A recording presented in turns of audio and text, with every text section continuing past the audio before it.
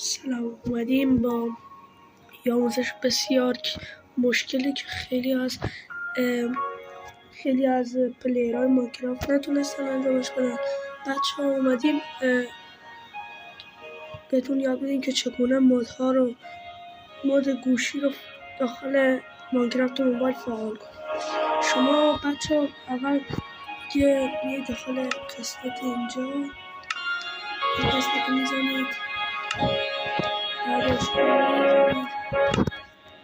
بعدش بچه ها میایید پایین، بعدش اینو میزنید، بعدش این کتاب رو میزنید،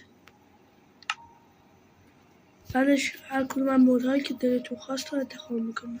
مثلا این مود مرغ رو من انتخاب میکنم. الان داخل مودها بچه برای من فکر نکنم کار کنه، ولی برای شما به احتمال زیاد کار میکنه. بعدش اینو میزنید و بعد براتون مود میاد بالا. به همین سادگی و به همین راحتی. اگر آموزش های دیگه خاصی داخل کامنت ها برای من بنویسید و هر کی خواست اسمش یا عکسش رو بسازم برام یه کامنت بذار و بنویسه برام که من بسازمش.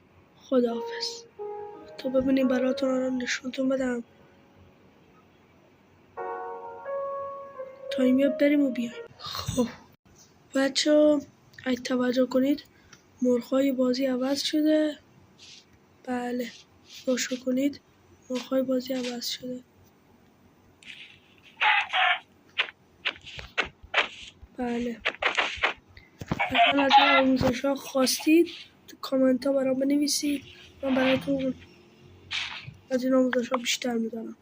و اینکه هر کی خواست من اسم یا عکسش رو بسازم داخل کامنت ها برام بنویسه، عکسم رو بساز. تا ویدیو بعدی، گود بای.